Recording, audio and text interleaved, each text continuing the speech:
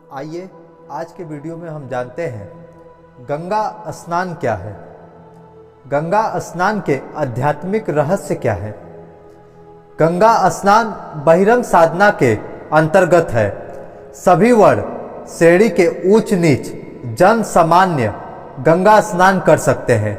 इसमें कोई बाधा विघ्न नहीं है। स्तोत्र वाहिनी गंगा में स्नान करने से स्वास्थ्य में जो उन्नति होने वाली होगी वह सबके लिए समान है और होगी ही, किंतु यदि कोई गंगा स्तोत्र का पाठ करते हुए भक्ति पूर्वक स्नान करता है तो उसके स्वास्थ्य के विकास या उन्नति के साथ साथ उसकी भक्ति में भी उत्कर्ष की वृद्धि होगी।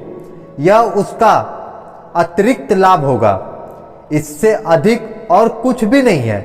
यदि कोई गंगा की अधिष्ठात्री देवी का दर्शन करना चाहे तो वह ध्यान द्वारा प्राप्त होगा, किंतु यदि कोई मनुष्य जीवन को सफल करने के उद्देश्य से कृतार्थ होना चाहता है तो उसे अपनी देह के भीतर स्थित त्रिवेणी में अवश्य ही स्नान करना होगा।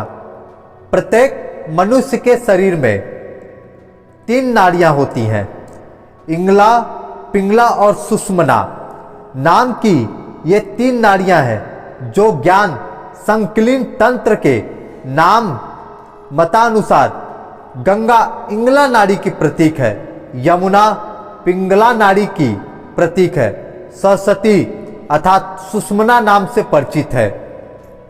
इंगला और पिंगला के मध्य में सुषुम्ना नाड़ी ही सरस्वती नदी है।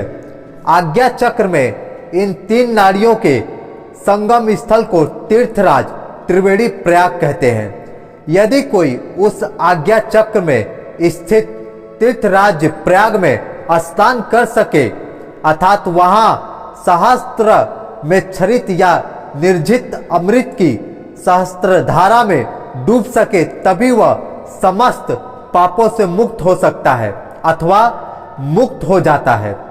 किंतु वहां स्नान कैसे किया जाएगा उसकी प्रक्रिया के संबंध में शास्त्र की भाषा में उसका विवरण कुछ इस प्रकार है। बिना अवलंब के मन को स्थिर करके अवरोध या निरोध के बिना श्वास प्रश्वास की स्थिर करके और अवलंबन के बिना अर्थात मन या कल्पना द्वारा कुछ ना देखकर कुटस्थ में दृष्टि को स्थिर करके उस तीर्थराज में स्नान करना पड़ता है और उसे ही खेचरी मुद्रा में अवस्थित की संज्ञा दी गई है। इसी को भगवान श्री कृष्ण ने मन मना कहा है, अर्थात मुझ में आत्मा में मन में रखो, मुझ परमात्मा में ही नित्य निरंतर मन को दृढ़ करो। निष्काम भाव से मुझ परमेश्वर अर्थात आत्मा का ही भजन करो और प्रेम विहलता पूर्वक उसकी ही अर्चना करो। तात्पर्य यह है कि चंचल मन ही जीव का वर्तमान मन को प्राण क्रम द्वारा स्थित कर लेने पर वर्तमान चंचल मन में मन का अवस्थान होगा। इस प्रकार जब मन का अवस्थित करोगे तभी तुम मेरे आत्मा के सच्चे भक्त कहलाओगे और मेरा ही यजन करते हुए यजनशील के रूप में अर्थात मेरे ही आत्म यज्ञ के उपासक के रूप में मुझे ही अर्थात आत्मा को ही नमस्कार करोगे।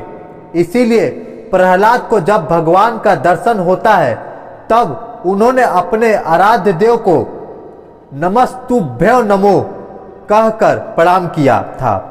बाहर की गंगा में देह को डुबोकर स्नान किया जाता है, किंतु अंतर गंगा में देह को डुबोया नहीं जाता है, वहां तो मन एवं प्राण को डुबोना पड़ता है।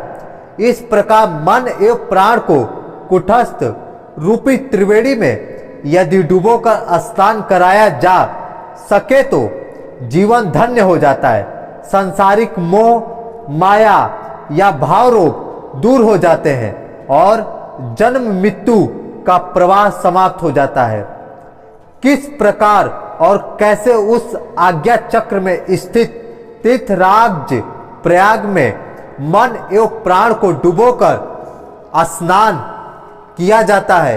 ये जानने के लिए आप हमारे अगले वीडियो तक बने रहें और साथ ही आध्यात्मिक फैक्ट चैनल को सब्सक्राइब करें और बेल आइकन को अवश्य दबाएं ताकि हमारे वीडियो का नोटिफिकेशन सबसे पहले आप तक पहुंचे।